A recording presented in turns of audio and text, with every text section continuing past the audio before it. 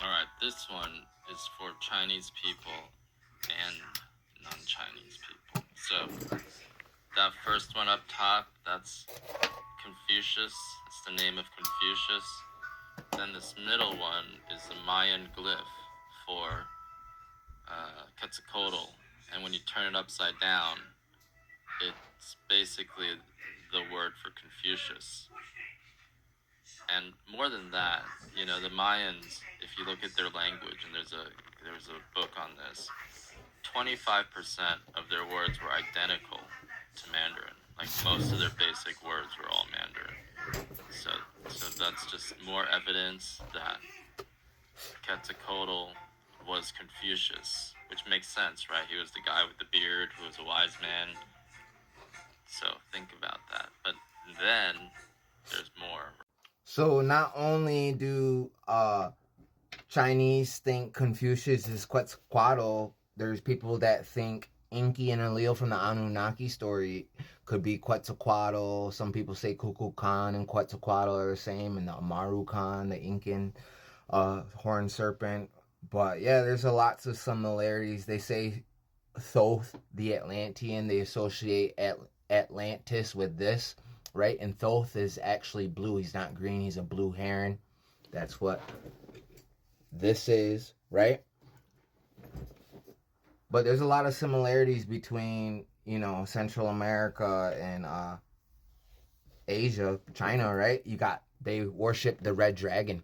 To white people, the red dragon is Satan, right? There's lots of serpent worship. You got the red dragon, right? And then you got Kukulkan or Quetzalcoatl, the horned serpent, Uktana. My people have horned serpents too. My sixth great grandmother drank the blood of a horned serpent. She broke its antler off and fed it to her kids, right? You got a lot of people that think like their gods are actually some of the same gods over here. So like Zeus, he's a thunder being, right? We have a thunder being. His name is Hanol, and he lives underneath Niagara Falls. So you got a lot of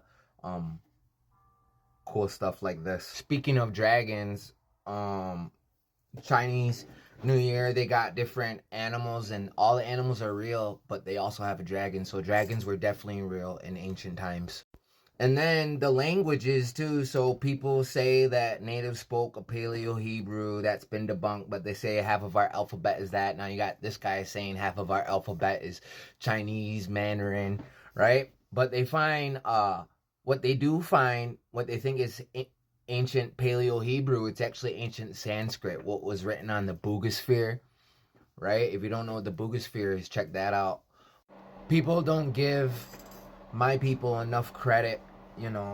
They think that we're all primitive hunter-gatherers and we didn't have languages. Actually, when the first explorers, the Spanish, came to Central America, there was 8 different written languages. They had universities and libraries and scrolls and tablets, clay tablets, teachers, teaching, right? And they saw that as a threat.